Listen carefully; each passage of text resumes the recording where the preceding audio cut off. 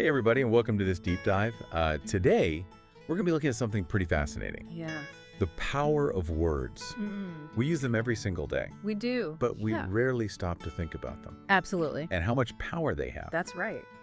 So for this deep dive, Okay. we have an excerpt Okay. that really digs into how language and thought connect, Right. and a blog post that's arguing against Okay. dumbing down communication, Right. and instead is advocating for a rich vocabulary. It's so important. It's- We just take language for granted. We think of it as just this way to communicate, Yeah, but it goes so much deeper than that. it really does. Yeah. So in this deep dive, Okay. we are going to explore how language shapes our thinking, Right. why precise words matter, Okay. and how we can use language for personal growth and understanding. I like that. Yeah. Yeah. The first source starts with a really simple Okay. but really effective example. Okay. Think about foghorns, Okay. sign language, Uh-huh. even facial expressions. Right. What do they all have in common? They're all symbols that convey meaning. That's right. That's like the foundation of language. Yeah. Using something to represent something else. Exactly. And this gets to a point that really struck me in this excerpt. Okay. Language isn't just about expressing Yeah. like basic needs, like I'm hungry or I Yeah. need this. Yeah. It actually plays a huge role in shaping Yes. our thoughts Yeah. and who we become as individuals. The source uses this analogy of the brain Okay. being an open system, Okay. which I thought was really helpful. Yeah. It's like the more we expose our brains to, Right. the more complex and nuanced our thinking can become. I like that. Yeah. Okay, so let's unpack this open system idea a little more. Okay. What does that actually mean in Mhm. terms of language and the brain? Well, think of it this way. Uh-huh. Every new word, every new concept we learn Uh-huh. is like opening a new pathway in our brain. Hmm. It allows us to make connections we couldn't make before, Right. to see the world in a more detailed and nuanced way. That makes total sense. Yeah. And that leads us perfectly into yeah. this idea of dumbing down language, Right. which is something the blog post author is really concerned about. Yeah, I see that a lot these days. You do. Yeah. So what happens when we simplify everything to the lowest common denominator? Well, the author argues that it limits our capacity for complex thought. And it's not just some abstract philosophical idea, Right. it has real-world consequences. So how does that actually play out in our lives? Well, think about political discourse, for example. Okay. If we don't have the vocabulary to understand nuanced arguments Uh-huh. or to critically analyze media, Right. we're more susceptible to manipulation and propaganda. Wow. I hadn't thought about it that way. It is. That's a pretty sobering thought. It is. Yeah. And the author also talks about this concept of felt meaning. Okay. The idea that words gain deeper resonance through experience.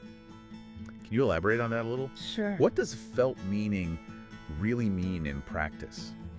Well, think about a word like freedom. Okay. We can all understand the basic dictionary definition, but our personal experiences, Right. maybe feeling trapped in a bad relationship Right. or fighting for a cause we believe in, Yeah.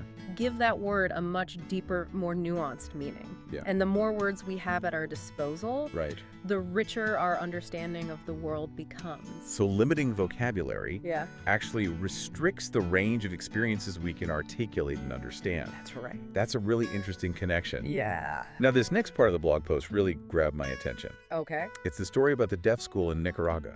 Oh, yeah. That's a powerful example of the link between language and thought. So before the 1970s, Okay. there were no deaf schools there. Right. And deaf individuals were pretty isolated. Yeah. Their communication was mostly mimicking actions. And their thinking seemed to be limited to basic, Yeah. almost instinctual behavior. Right. But then when they finally established a deaf school, Yeah. something amazing happened. It did. What happened? Well, the students started developing their own complex sign language. Wow. It wasn't just a few basic signs. Right. It was a fully formed language with grammar syntax. Right. And the ability to express abstract ideas. And what's fascinating is that as their sign language developed, Yeah. their cognitive abilities actually increased. Exactly. They literally became smarter. It really highlights how language isn't just a tool for communication. Yeah. It's fundamental to our ability to think and reason. It's like language provides the framework for complex thought. It makes you wonder Yeah. what was going on in their minds before they had that language. Right. Yeah. Well, there are accounts from deaf individuals Okay. who developed language later in life. Right. And they often describe their earlier state Yeah. as a kind of darkness. Like they weren't truly thinking Wow. the way we typically understand it. So it's not that they weren't intelligent. Right. It's that without language to give shape to their thoughts, Yeah. they were limited Yes. in how they could understand and interact with the world. Right. Language gives us the tools to categorize, Uh-huh. analyze, Okay. and make connections between ideas. Mm. Without those tools, our thinking remains much more basic and reactive. Now, I found the author's critique of certain religious language really interesting. Okay. They specifically call out words like Lord, Right. sin, Yeah. and kingdom of heaven, Okay. arguing that these words can perpetuate hierarchies and judgment. I think it's more about how the language used to frame them might not be the most helpful. Yeah, Or accurate in today's world. that's a good point. Yeah. So let's dig into this a little deeper. Okay. What specific examples does the author give, Yeah. and what alternative language do they propose? We'll take the word sin, for example. Okay. They suggest that framing it as falling short might encourage a more compassionate and nuanced understanding of human imperfection. Okay. It's about recognizing that we all make mistakes Right. and that those mistakes don't define us. I see what you mean. Yeah. It shifts the focus Yeah. from judgment and punishment Right. to growth and learning. Exactly. And this ties back to the idea of language as a tool for personal transformation. Right. If we consciously choose words that foster empathy and understanding, it can have a real impact on how we view ourselves and others. It's like language can be used to either build walls or build bridges. I love that. Right. Yeah. Now, this is where things get even more intriguing. Okay. The author challenges us to expand our vocabulary. And embrace words that convey complex ideas. Yeah. They talk about how encountering the word recidivism opened up a whole new way of thinking for them about criminal justice. That's a great example of how a single word can unlock Yeah. a deeper understanding of a complex issue. It is. Yeah. So I'm curious, have you ever encountered a word Oh, yeah. that completely changed your perspective on something? That's You know, what, what was it? There's so many, but one that comes to mind is epistemology. epistemology. It's the study of knowledge, Okay. how we know what we know. Okay. And it really made me think critically about the sources of my own beliefs and the limitations of our perceptions. So for our listeners who Mhm. might not be familiar with epistemology, Right. can you break that down a little further? Sure. Why is it so important? Okay. And how does it relate to the power of words? Well, epistemology essentially asks, how do we know what we know is true? It explores the different ways we acquire knowledge. Through experience, reason, observation, and so on. Okay. And what's fascinating is that language plays a key role in shaping our understanding of knowledge. So the words we use, the ways we frame questions, Yes. even the very structure of language itself, Exactly. all influence how we perceive and interpret the world around us. It's like language provides the lens through which we view reality. Right. And if we're not aware of how that lens is shaping our perceptions, Yeah. we might miss crucial details or even entire perspectives. This deep dive is already making me rethink how much I take language for granted. Me too. It's like I'm seeing this whole other dimension to words that I never noticed before. That's the beauty of exploration. It is. It opens our minds to new possibilities. Yeah. And helps us see the world Yeah. in a more nuanced and complex way. Yeah. And the journey continues. We've got more fascinating insights to uncover about the power of words We do. in the next part of this deep dive. We do. Oh, yeah. So stay tuned. I like that. We'll be right back. It's great. Welcome back. You know, before this deep dive, I never really thought about how much my vocabulary shapes the way I see things. It's like I had this amazing tool, but didn't know how to use it to its full potential. It is remarkable how much we underestimate the impact of language. Yeah. It's the foundation of our thoughts, our relationships, Right. even our understanding of the world around us. The blog post author brings up this idea. Okay. that the way we communicate often gets in the way of actually resolving conflicts. They argue that we're too focused on debate where someone wins and someone loses. Right. You know? What's interesting is the alternative the author suggests. Okay. Shifting from a debate mindset to a discussion mindset. Instead of trying to prove each other wrong, what if we focused on understanding each other's perspectives? It's like that saying, seek first to understand, then to be understood. Exactly. It seems so much more productive. It does. Especially when dealing with complex issues. Exactly. And the author specifically dives into the Israeli-Palestinian conflict as an example. Okay. They suggest that the language we often use to talk about it actually hinders progress towards peace. That section really made me think. Yeah. The author argues that just focusing on a two-state solution might not be the most effective approach. Right. They say that years of mistrust and animosity have created such a complex web of issues. That's true. That simply drawing a dividing line won't address the root of the problem. It's a challenging perspective. It is. But it makes you question those simplistic solutions we often hear about. Yeah. The author actually proposes a different approach. Okay. A democracy encompassing the entire land. One that treats all citizens equally regardless of their background. It's a bold idea, and I can see how it would be met with resistance. It would. But the author makes a compelling point. Okay. Deeply ingrained prejudices and power imbalances need to be addressed for any solution to truly work. That's right. And that's where language comes in. Absolutely. Right. If we continue to use language that dehumanizes the other or reinforces those existing divisions, it becomes almost impossible to imagine a future where those barriers are broken down. So how do we shift the language? How do we start using words that foster more understanding and collaboration? That's the million-dollar question. It is. And there's no easy answer. Right. But I think a good starting point is to move away from language that focuses on what divides us. Right. Instead, what if we highlighted our shared humanity and common goals? Okay. What if we emphasized we instead of us versus them? That's a powerful idea. It is. Even just that small shift in language can have a big impact on how we see the world. Absolutely. It's something we can all be more mindful of. Yeah. In our everyday conversations, the words we choose matter. Now, the blog post also gets into some interesting points about religious language. Okay. Specifically Christian terminology.